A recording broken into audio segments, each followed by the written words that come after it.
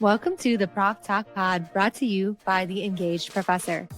Every 2 weeks, join us as we talk about tips and tricks to help you connect with your students, engage with industry, and stay up to date on all the teaching trends. We'll give you actionable strategies that will help improve your teaching today. Thank you for being here. Let's get started. Hey everyone, welcome to the Prof Talk Pod. Today we have Katie back with us because we are going to talk about a topic that she and I have, I think, alluded to a couple times throughout the course of our recording together, but something that she uses quite a lot and has, in her own words, a lot of thoughts on, which is case studies. And this ties really well with last week when we talked a little bit about a workflow for updating assignments. I want to kind of highlight case studies this week as really an experiential and potentially active approach to learning. If you look at the literature, there is tons of literature on using case studies to increase student engagement, help them think about applying theory in I hate to use the word real world scenarios because it makes me feel like when I'm in the classroom, I don't live in the real world, but to examples of actual scenarios and the opportunities for increased learning due to things like reflection and discussion and even debate. So I want Katie to start by telling us maybe even just a little bit about why you started using case studies at some point. Yeah, so thanks for having me on again, Becky. As a business professor, it's a really common tool. I mean, I think like the why you start using case studies, how you start differs industry to industry or subject to subject, discipline to discipline. But in business school, especially I would say at the graduate level, it's the norm, right? And so one of those reasons I also hate the real world term is that we're functionally a trade school, right? I mean, we're teaching students how to do literally the thing that they're going to be doing. And so that business world, professional world connection is pretty, I would say, essential in some capacity, whether we're using it day to day in small examples or a couple or a few more continuous cases over time. So I don't want to say I didn't have a choice, but it's kind of it. Yeah, I think you're right. Especially in the business setting, we tend to really rely on case studies. I know a lot of my graduate work, the entire course was built on case studies. That was how we wrestled with the concepts and thought about what we could do with it. So, not surprising there. So, I'd love to know a little bit. Maybe let's start just with what you like about using case studies, what you find they help you do, they help students do. Yeah, I think I'll caveat this conversation first by saying I think case studies has grown to have a similar problem that active learning has, which is we use it to encompass a lot of different tools that we are using in class that may or may not sort of be the original intention of the the tool that we're referencing. In general, case studies for me are a really important way for me to show how something works in practice, especially in an upper level either elective class or a class like I've alluded to my federal tax class a lot in this on this show, something that they're not familiar with as a baseline. So using something to have a connector that it's like, and here is an example of what I'm talking about when I say tax policy, right? And so that's sort of how I use them. I know a lot of faculty, and this is great. There's no judgment here with this. Use it as a way to keep the content moving. You know, break up in the monotony, whether that's the in class part or something to kind of keep teams entertained outside of class. And so I started using them because I needed a way to think about the topic in a manageable sort of context for my students who had literally never heard of the topic before, let alone had experience with it.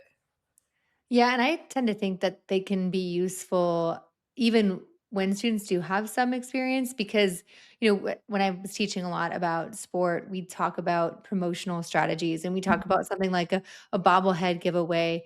and coming up with ideas that would get people in the stands. And there's a lot of theoretical ways that we can approach that. But if I gave an actual name of an organization, especially one that they Yes. knew well, and then gave them some information about that organization and said, okay, now you're in charge of the marketing department for next year's season. What would you do? Yes. And that can be a way to make it more real, because I think sometimes when we talk about it in hypotheticals, it's like, yeah, for students, we understand what you're saying, that's how it could work, but we wanna know what it actually looks like if a real organization does it. Tell me Yeah. about a real organization. And you hit on a really good point there where a lot of times there's variability in the outcome. So not just saying, okay, here's how we would do that promotional thing, but here are the different ways that that scenario could come to be, or that these are the different outcomes we could produce. You go think about, based on the basic baseline tools that we've learned so far in this class, you go do the thing now. And maybe, I'd like to do case studies in super small teams.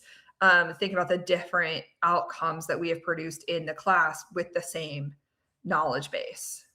And I think that's where it becomes really powerful for students, especially that there are very few disciplines where there is always a right answer, Yes. even in something like medicine, where we think, well, there must be a right way to diagnose the thing. There are lots of different things that could be wrong with somebody with the same set of symptoms. And the case opportunity lets them see that, oh, that group approached it this way and thought about this thing that we learned about, but we didn't think about in the same way. And I always hope that that helps them see that most of the practical application of things, there's not actually right answers. There are more defensible ones. There are ones that, are more likely to result in the outcome you're hoping for. But in terms of just like the check the box right answer, those things aren't real. And case studies, I think, really support that. Yeah, I totally agree. And even like, you use the medicine example, the diagnosis can be the same across the board, with varying approaches for treatment, right? And in accounting, it's actually very similar. In tax law, we work within the parameters of the law. My dad always likes to say, "Yeah, I would defend that. I defend that move, or I defend that position." And it's always funny to me because like it sounds nefarious, but really, it's just a way of thinking about, in my case, a certain transaction and what to do with that information. It also gets my students talking to each other quite a bit, especially if I'm asking them to defend something, or that tends to be one, defend this or compare two things. So like my favorite one I give them, and we'll get into kind of how they're created, is that I start them off with this literally like day 2 of class, is in my federal tax class, we start off the class talking about tax policy and how tax policy is created. And the easiest example right now of how tax policy is created is cannabis in the US.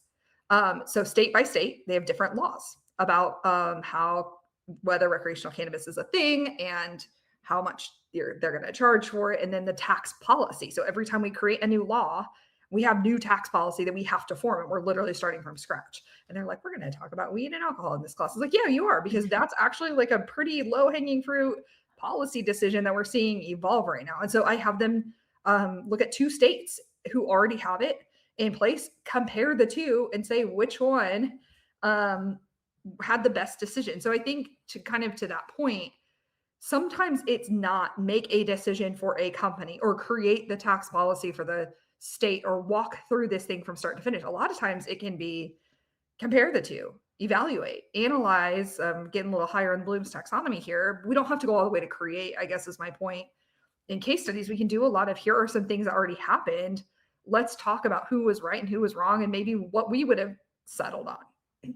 I think that's a good thing to point out, that there's an amount of freedom in how you Yes. apply case studies, because it doesn't have to be come up with a solution. It could Right. be using what you know, understand what they did and explain why they might have done it, what they could have done differently, what you think the outcome might have been if they had chosen a different path. I think that's such a good Mm.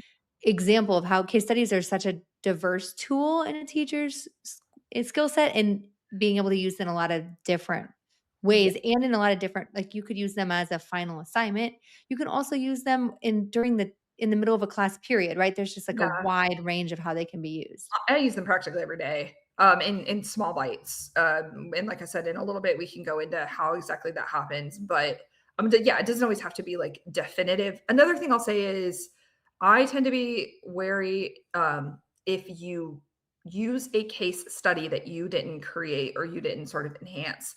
I'm always a little wary of the answer key in case studies. I think it's somebody like Harvard Business Review in our case part I do with teaching notes, that's a good starting point. But I think something that's really important when we're thinking about what you just said is that the instructor is thinking critically about what they expect the student outcome to be, right? And it might not align with the answer key or the teaching notes. You might be taking this case study in a completely different direction than its original intent or using it for a more specialized subject. So then there's not a right or wrong answer. Definitely, I think strongly applies to the instructor part as well, where it's my job to facilitate that discussion about my intended outcome relative to our learning objectives for that day, not just what we think should happen. And that, as much as I hate to say it, might make it one of those teaching strategies or tools that require you to walk through it yourself Oh yeah, before you give 100%. it to students to Yeah. make sure Yeah. that, again, not and you have to do that with a grain of salt, right? Because you have to remember that your perspective is different than theirs. So you have, in theory, years of experience in the thing that you're asking them to do. So they might not come up with the same solution, but you need to understand how they're going to approach it, what ways you can give them tips or push them if they need to be pushed. Because what I see often happens with case studies is students realize the things they don't know, the things that they thought they understood, that now that they're being asked to look at it critically or apply it, they don't actually understand quite right. So that gives you a chance to try to get ahead of the game and identify some of those things Mhm. before you start. Yeah, absolutely. I also think that like just thinking about the context of maybe your course calendar, there's no right or wrong time to implement case studies within that. I don't know, we do 16-week um, semesters in at IU Bloomington.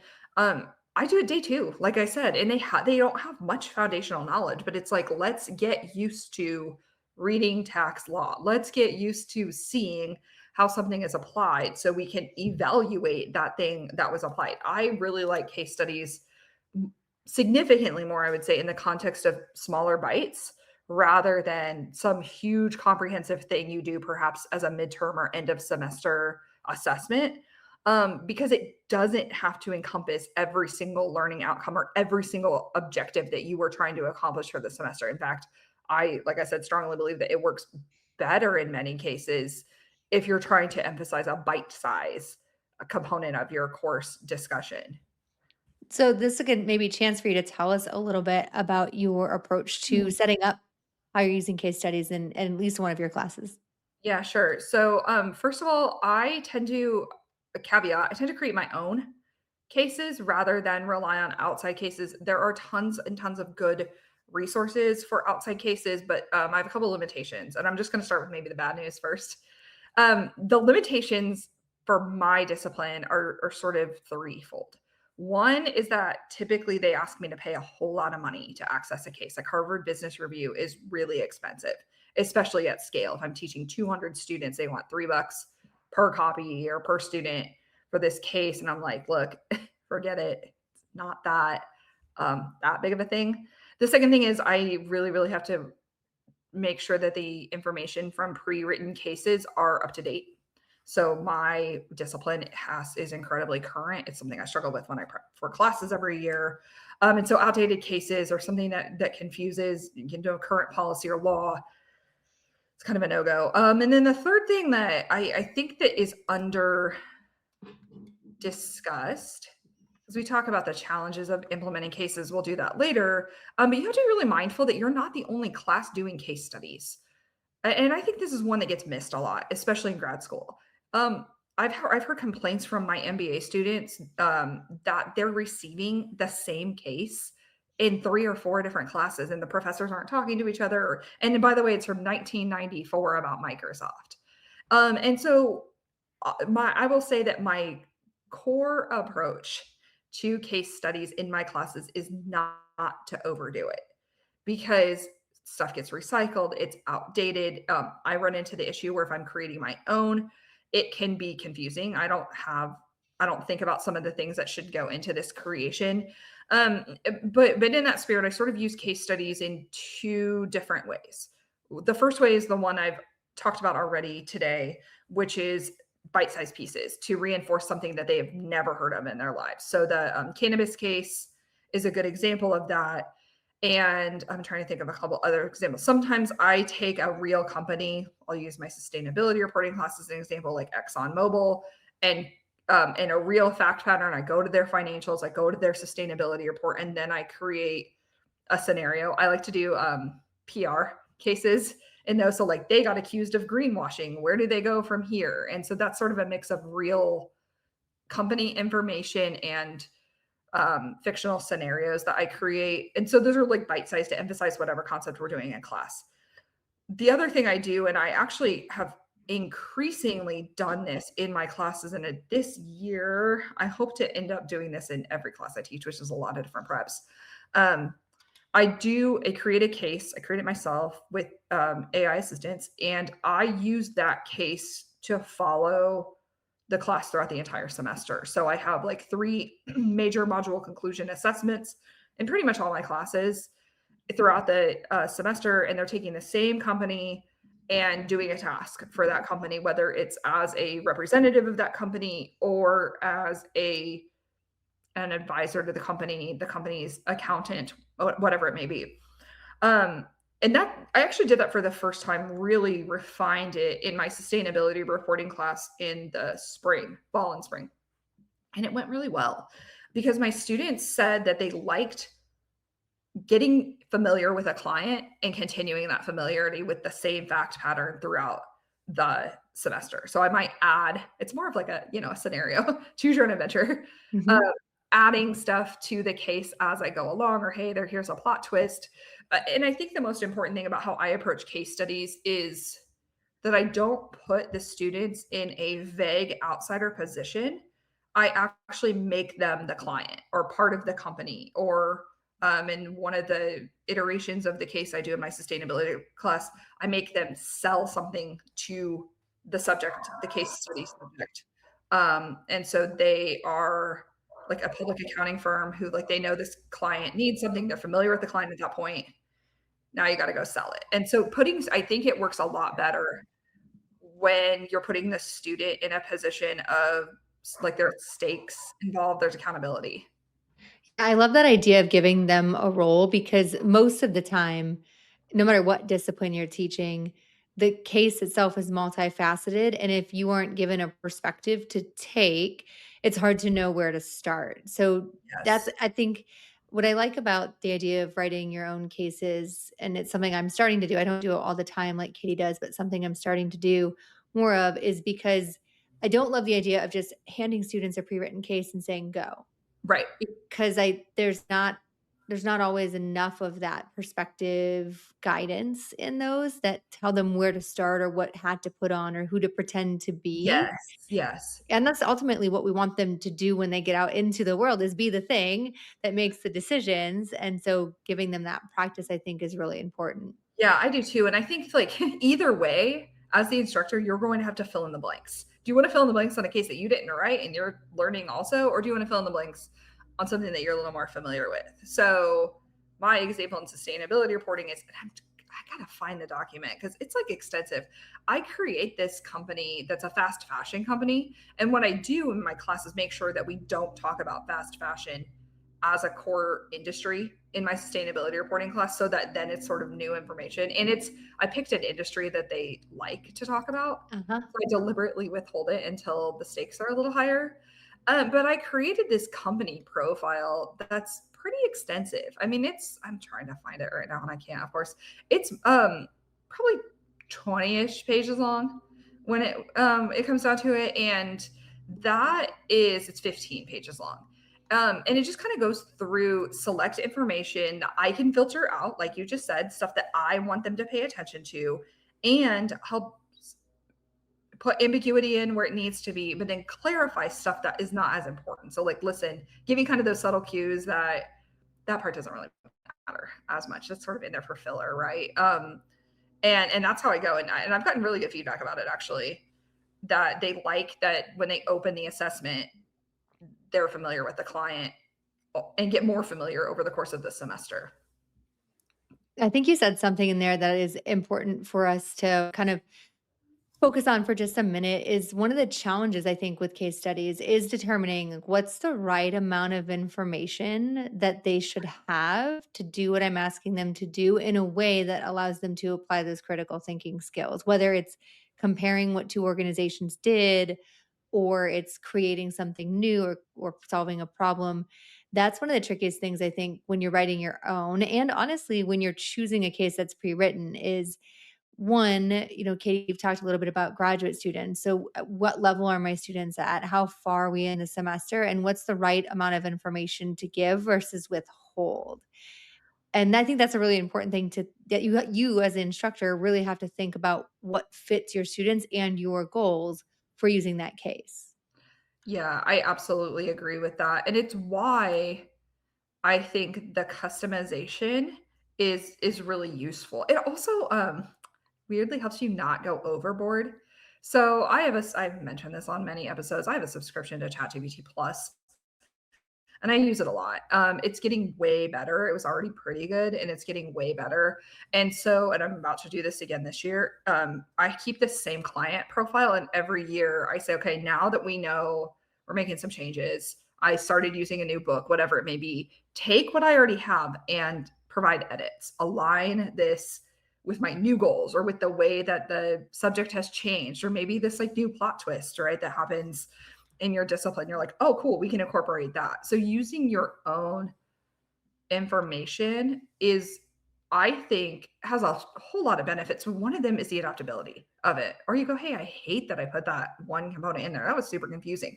My GA always tells me that Gen Z hates to read long blocks of text. If you have a case from 1994, guess what you're going to get? A whole lot of text. So I could even format the case based on what my students want to see. Like it's my the case I'm looking at right now is like really pretty. It's really pretty. And it's because my Gen Z students need really pretty information in order to absorb anything that I'm giving them, right? And I can adapt that. Like I said, it's fluid. And I enjoy it a whole lot. Caveat, it's a whole lot of work, but it's worth it to me because then I have something I can just update and reuse and have continuity through the whole semester on in Yeah. multiple across multiple semesters. Yeah, I think I'm also like as my head has been walking through this, one of the things that AI supports, I think, and everybody who listens probably knows that I tend to have a very generally pro AI perspective. There are some things that, you know, I think we need to think about and be careful of, but there are opportunities to improve our teaching because case studies, writing your own case studies is a lot. I'm not going to use the word easier because if you care about how well it's done, it's still quite a lot of work, Yeah. but it is less time consuming to do now and makes it a lot more Mhm. accessible for you to integrate into your classes. And I still remember when I started teaching, I would search for a case for something in sport management related and I wouldn't find a case. Now that doesn't mean it wasn't out there. It might have been that the journals it was published in weren't very accessible, but I wouldn't find it. And I didn't feel like I had the time to do the research and having written 2 or 3 published case studies. Like those are actual academic papers. They take a lot to Mhm. do, to write. And so if there wasn't one out there that matched and I didn't feel like I had the time to do what I needed to do, I either 1, wouldn't write it, or 2, I'd write something that's more of like a 1 paragraph prompt than it really is a case study. And Yes, right? So then you're like, "Well, I can't put forth all this effort, right. but I gotta do something." That's how my mini cases go, but that's more deliberate, I would say. Yeah, like But yeah, it's then you're like intentional, but now you can like advance that a little bit more because you can get some help with the research part. And yes, if I yes, need to create the statistics for every World Cup venue and attendance, like I can use Chat or Claude to right. help me gather that information and fact check it Yes. much faster than I could have done myself. I'm pro AI also. with effort, I would say, and I run into the same thing. I think I would say you talk about the fact checking, it can help you grab information, and I was very much resonating with that because yesterday I had ChatGPT proofread my syllabus for the fall, and it, like, kinda hurt my feelings a little bit, but I could have gone through and scoured every single line of my 15-page syllabus and, like, not have found some of the inconsistencies it found, right? Small stuff. That was fun. I'm not the most creative human on the planet in terms of, like, coming up with Galen's like, "What should we name our dog?" "I don't know, you pick." What do we name our kid?" "I don't know, you pick." I have no idea. I'm like, and it doesn't matter to me that much, and chat has really helped me on the creative end where I can put something polished together, but I struggle with the interesting stuff, like creating an interesting fact pattern. And that's fun for me because chat spit something out. I'm like, yeah, that's great. Can you add XYZ? So not taking AI at its word when we do something like this, but using it as, I would say, a thought partner, if I may get businessy here, to really engage your students with the content, with the learning objectives. It really comes down to the learning objectives in your class and what you want them to get out of it. Be the case big or small. And you've talked a lot, Becky, about best practices involving complex cases with multiple solutions. You can do that in these custom cases, or you can have the same case that maybe doesn't have multiple solutions, but instead do what I do, which is it has multiple iterations over the course of the semester. We get better at learning the client. And I think the continuity is probably the most important part of effective case studies if it comes down to it for me. Well, and you can pay quite a lot and ask the students to pay quite a lot for those things that have been built prior, and they are quite good.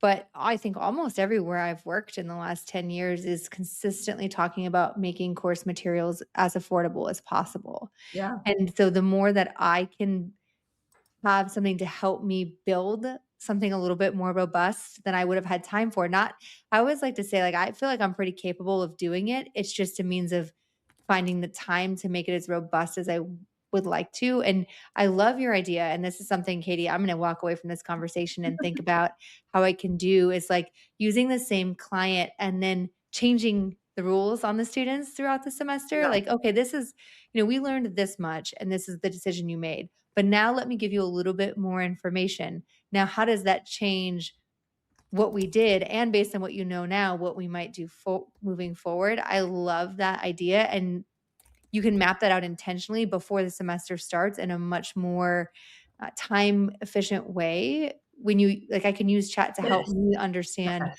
okay, does this make sense? Will this work? What are some challenges? What are some things I'm missing that if I didn't have somebody to talk through that with, a thing to talk through that with, it might crash and burn, but I can almost go in with a little bit more, it might still crash and burn, but a little more confidence about it if I use Right. it as a planning partner. Or you could do it, but it would just take a whole lot of time. I remember, and the reason I started doing this to begin with, I'll just give a quick shout out to one of my colleagues. This was like when I first started teaching the sustainability reporting class. So I guess 3 years ago ish.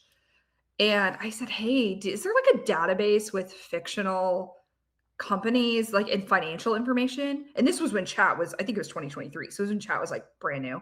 And she goes, why don't you just ask AI? Have AI create it for you. And I was like, oh, yeah, I could do that. And at the time, I'll be real transparent about this. We were in 4.0 or maybe not quite there on chat, and it was not that great. But it has gotten better. And I'm really grateful that I learned how to interact with it in content creation, especially cases or country profiles or company profiles, because now it went from just spit out information to being a thought partner with me. And I really feel like, and I have more confidence in it and myself to say, I don't know if I want that part, right? Or it does it to me, it goes, yeah, you're doing too much. Great. Help me back off, right? It was just like, so why do you just have chat do it? It's like, oh yeah, you're right. I can't have it just make stuff up. That's great. And my students love it. I love what you said there too, Katie. Not only has it gotten better, but you've gotten better at engaging and interacting with it, which is also an important part of the puzzle and really only happens if you start doing it. That's the only way to get better. Yeah.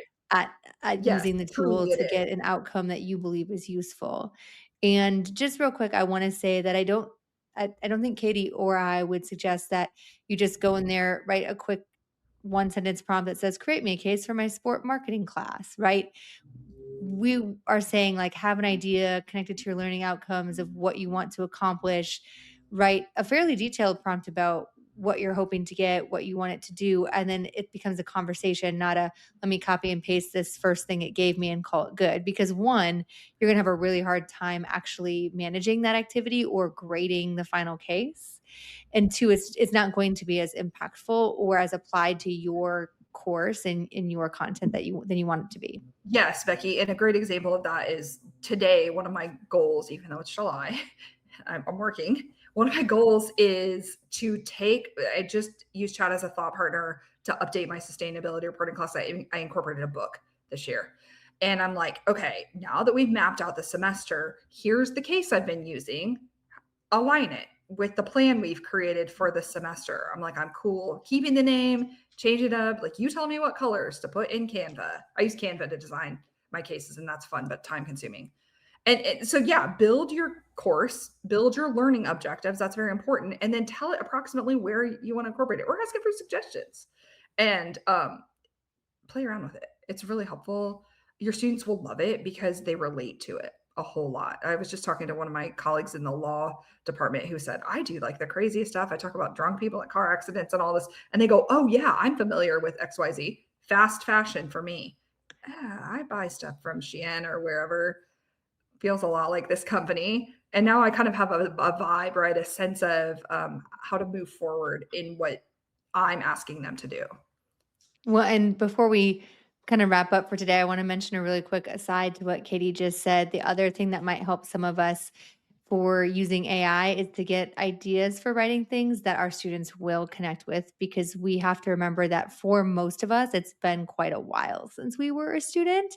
And we did not grow up the same way that our students did. We do not have the same experiences, and they will be more connected and put more effort into a case if they can connect with it. So sometimes you might need to ask Chat or Claude to act like an 18-year-old or a So 22-year-old and give you some ideas. I was just going to say that ask chat what you're doing wrong. I am, again, unrelated to cases, but occasionally I'll go through and ask chat how I could be using it better. Tell me how I could be using you better. I use projects a lot in chat. Tell me how I can update the project instructions to reflect what we're actually doing in here rather than what we originally. Hey, tell me what sorts of subject matters, companies, brands, Gen Z wants right now. They're in the workforce actually a little bit already, and that's pretty cool. And so there's a lot to pick from. And that's a great point, Becky, and something that, well, not to get too meta here, but chat can help you do. Is that right? I love it. Well, that was really, I hopefully helpful for some of you who maybe don't use a lot of case studies to get some basics on the why we might use them, how we can use them, the different ways that you might be able to use them in your courses, and a strategy for if your first thought was, I'm not even listening to this episode because who has time to do case studies? Hopefully, some of the ideas we gave you might motivate you or inspire you to do so.